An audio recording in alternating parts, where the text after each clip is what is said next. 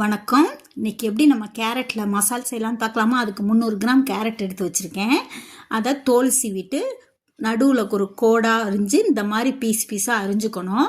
அரிஞ்சிட்டு நம்ம இருப்பு சட்டியில் இப்போ எண்ணெய் ஊற்றி 2 பட்டை, 1 கிராம்பு, 1 பிரிஞ்சி இலை, 1 ஸ்பூன் சோம்பு, கொஞ்சம் கடுகு போட்டு தாளிச்சுக்கலாம். கருவேப்பிலை போட்டுட்டு கருவேப்பிலையும் கடுகு வெடித்து கருவேப்பிலை பொரிஞ்சதுக்கப்புறம் நம்ம கேரட்டை கொட்டிக்கலாம்.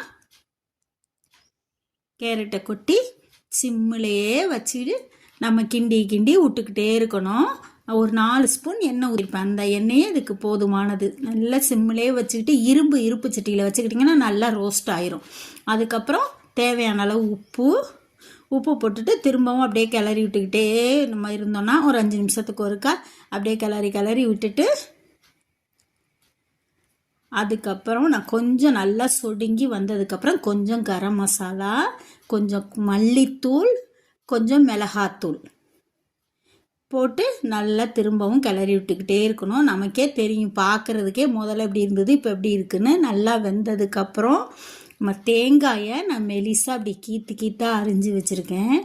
இதையும் அதோட போட்டு நம்ம கொஞ்சம் கிண்டிக்கிட்டே இருந்தோன்னா இன்னும் கொஞ்சம் ட்ரை ஆயிரும்.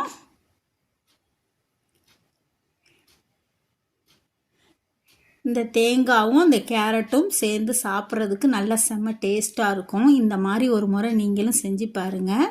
செஞ்சு பார்த்துட்டு எங்கள் சேனல் பிடிச்சிருந்தா லைக் பண்ணுங்கள், ஷேர் பண்ணுங்கள், சப்ஸ்கிரைப் பண்ணுங்கள். இப்போ போதும், ஆஃப் பண்ணிடலாம். இப்போ நம்ம இன்றைக்கி சாதம், கத்திரிக்காய் முருங்கைக்காய் சாம்பார், இந்த கேரட் மசாலா வச்சு சாப்பிட்லாமா? நீங்களும் இந்த மாதிரி செஞ்சு சாப்பிட்டு பாருங்கள். தேங்க்ஸ் ஃபார் வாட்சிங்.